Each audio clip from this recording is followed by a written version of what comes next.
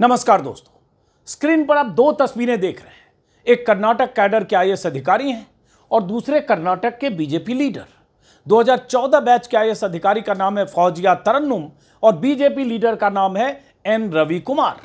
फौजिया तरन्नुम कलबुर्गी जिले की डीसी हैं और एन रवि कुमार कर्नाटक विधान परिषद के सदस्य यानी एमएलसी हैं।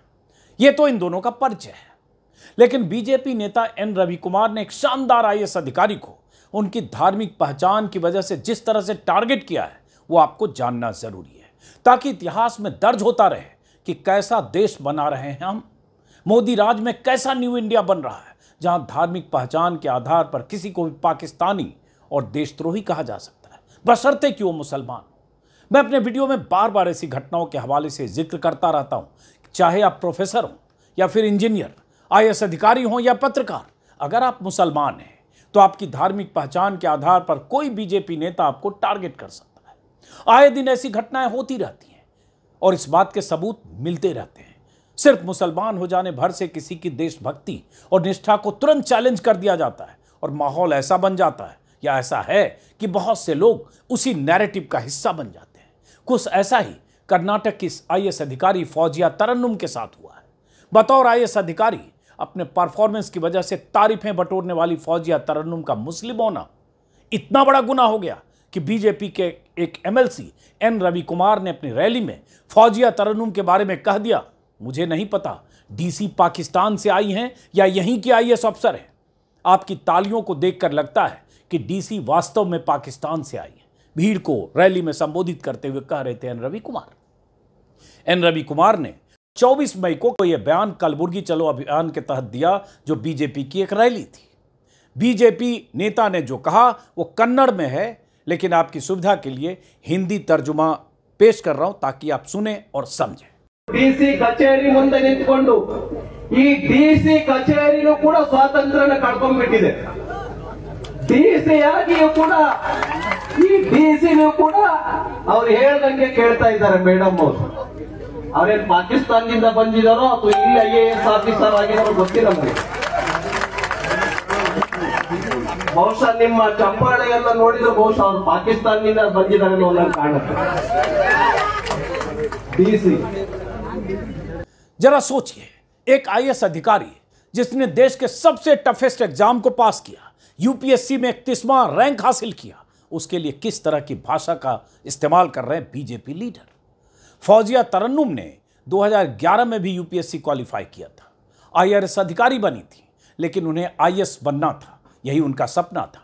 कोशिश जारी रखी और 2014 में फाइनली आईएएस अधिकारी बनने का फौजिया का सपना पूरा हुआ।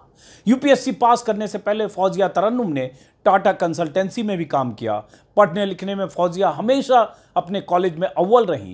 क्राइस्ट कॉलेज बेंगलुरु से फौजिया ने फाइनेंस में एमबीए किया, गोल्ड मेडलिस्ट बनी।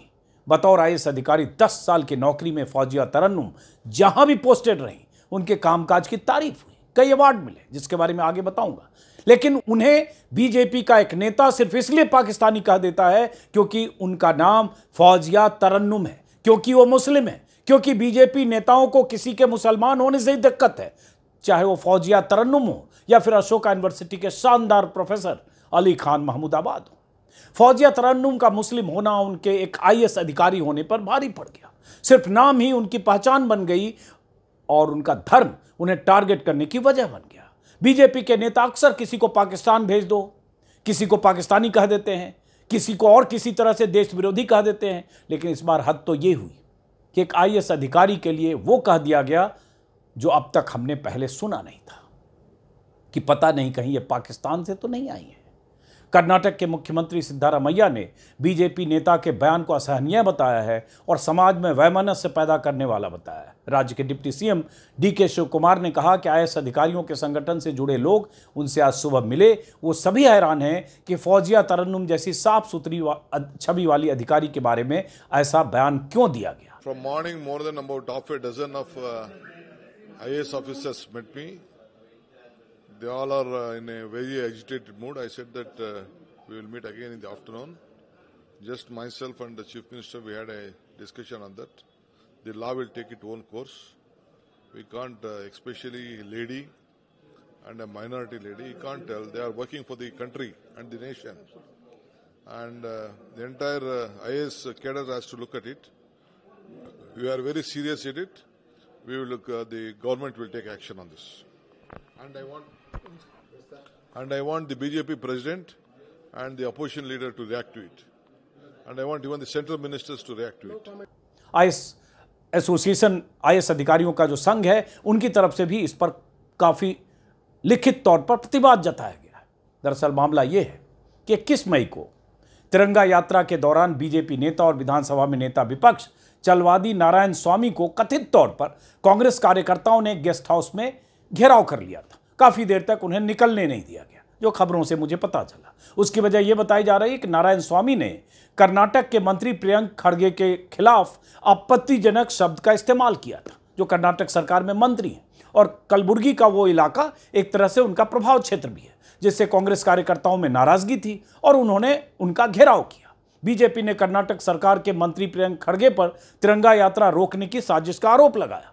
पुलिस और प्रशासन की मदद से बीजेपी के नेता को कार्यक्रम स्थल पर जाने से रोकने का आरोप लगाया। मामला बीजेपी बनाम कांग्रेस हो गया। बीजेपी नेताओं ने चलो कलबुर्गी का नारा दिया और 24 मई को कलबुर्गी में रैली का आयोजन किया गया।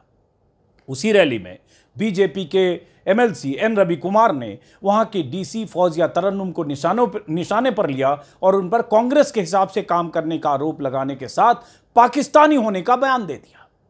अब इस बयान के बाद बीजेपी नेता एन रवि कुमार के खिलाफ कलबुर्गी के स्टेशन बाजार पुलिस स्टेशन में एफआईआर दर्ज की गई है। उनके खिलाफ SC/ST एक्ट के साथ साथ भारतीय न्याय संहिता यानी BNS की धारा 197 यानी विभिन्न समूहों के बीच वैमनस्य, दुश्मनी और घृणा पैदा करने वाला बयान देना या काम करना, धारा 224 यानी पब्लिक सर्वेंट को ड्यूटी से रोकना, हमला या आपराधिक बल का प्रयोग करना, धारा 299 यानी धार्मिक भावनाओं को ठेस पहुंचाने के इरादे से जानबूझकर और दुर्भावनापूर्ण काम करना, धारा 302 यानी धार्मिक भावनाओं को ठेस पहुंचाना और धारा 351 यानी आपराधिक धमकी और धारा 353 के तहत उनके खिलाफ एफआईआर दर्ज हुई। पुलिस ने रवि कुमार पर SC/ST एक्ट के तहत भी मामला दर्ज किया, जैसा कि मैंने आपको बताया। फौजिया तरन्नुम की गिनती कर्नाटक के एक शानदार आईएएस अधिकारी के तौर पर होती है, जिन्हें लोकसभा चुनाव के दौरान अपनी भूमिकाओं के लिए अवार्ड दिया जा चुका है। देश के 11 अधिकारियों को यह अवार्ड मिला था। कर्नाटक से तरन्नुम अकेली अधिकारी थी। अपने जिले में विकास के कार्यों के लिए फौजिया तरन्नुम को इंडियन एक्सप्रेस की तरफ से भी एक्सीलेंस इन गवर्नेंस का अवार्ड इसी साल मिल चुका है। जरा सोचिए, ऐसी अधिकारी गुनाह मुस्लिम होना, इसलिए पाकिस्तान से जोड़ दिया। वैसे ही जैसे कर्नल सोफिया कुरैशी के लिए MP के मंत्री विजय शाह ने कह दिया था कि आतंकियों की बहन है, और मोदी जी ने आतंकियों की बहन को भेजकर ही आतंकियों का इलाज किया। वहां उन्हें कर्नल सोफिया कुरैशी में उनका मुसलमान होना दिखा और यहां बीजेपी लीडर को फौजिया में DC में उनका मुसलमान होना दिखा। आईएएस अधिकारी फौजिया तरन्नुम ने इस बारे में कुछ भी अपनी राय देने से इनकार किया है और मैं इसकी तारीफ करूंगा। जिस तरह से उनकी तरफ से कुछ शब्दों का बयान आया है, जिसमें उन्होंने कहा कि मैं अपने काम से जवाब देना चाहती हूं, इस पर मैं कुछ कहना नहीं चाहती हूं और मेरे नहीं कहने का सम्मान किया जाना चाहिए। एक संजीदा अधिकारी इसी तरह से रिएक्ट करता है, वो इस तरह के पचड़े में नहीं पड़ता है। यह अलग बात है कि कर्नाटक सरकार ने इसे गंभीरता से लिया है और बीजेपी नेताओं को डिफेंसिव होना पड़ा है। बहरहाल कर्नाटक आईएएस एसोसिएशन जो संगठन है आईएएस अधिकारियों का, उस एसोसिएशन की तरफ से बीजेपी नेता एन रवि कुमार के इस बयान की कड़ी निंदा की गई है और इसे आधारहीन, अनुचित और तर्कहीन बताया गया है। आईएएस अधिकारियों के संगठन ने एन रवि कुमार से बिना शर्त माफ़ी की मांग की है।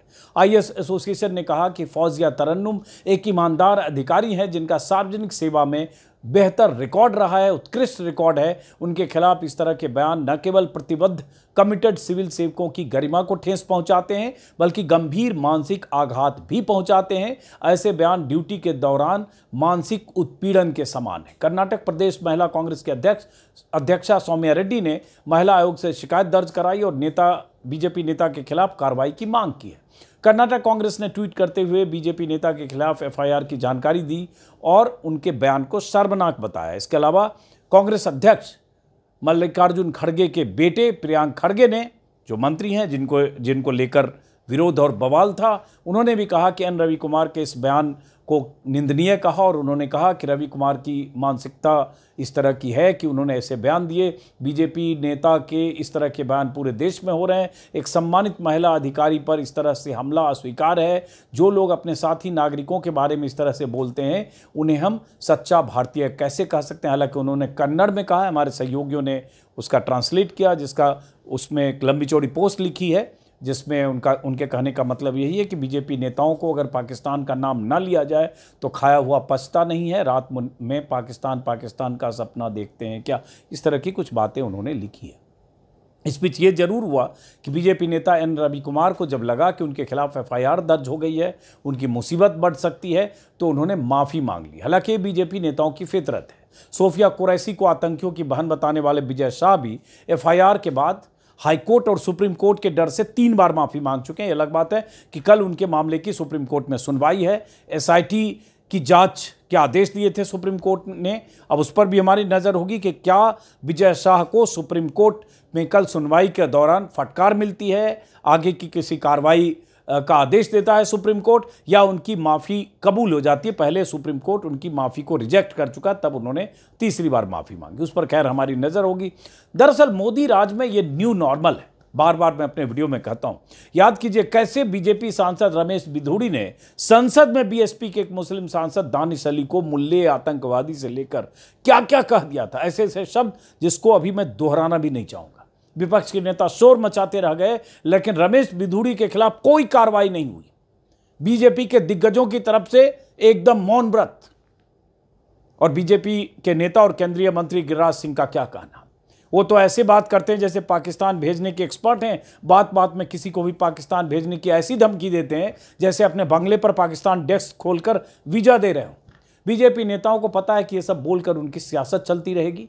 ध्रुवीकरण की राजनीति के वो लाभार्थी बने रहेंगे और ऊपर बैठे उनके सियासी आका उनके ऐसे बयानों के खिलाफ कोई कार्रवाई नहीं करेंगे। करेंगे भी कैसे जब खुद ही बोलने से चूकते नहीं हैं। पीएम मोदी ही जब मुसलमानों को ज़्यादा बच्चा पैदा करने वालों की जमात और घुसपैठिया कर चुके हैं, तो ये सब किस खेत की मूली है। और ये बीजेपी नेताओं में आप टॉप टू बॉटम सबके स्केल अलग हो सकते हैं, कटेंगे तो बटेंगे, एक हैं तो सेफ हैं, और उन नारों की बात जो चुनाव के मौसम में होती है उन नारों का जिक्र करना भी बेमानी होगा। लेकिन यह सोचना चाहिए कि कोई प्रोफेसर, कोई डॉक्टर, कोई इंजीनियर, कोई पत्रकार, कोई आईएएस अधिकारी जब उसे मुस्लिम होने की वजह से इस तरह से तमगा दिया जाता है या इस तरह से उसे टारगेट किया जाता है तो उस पर क्या बीतती होगी। इसलिए हम जैसे लोग अक्सर ऐसी घटनाओं का, ऐसे बयानों का, इस तरह से किसी को अगर टारगेट किया जाता है तो प्रतिवाद करते हैं, ताकि ये दर्ज होता रहे कि इस दौर में हो क्या रहा है। फिलहाल इस वीडियो को यहीं खत्म करते हैं दोस्तों, फिर मुलाकात होगी। नमस्कार।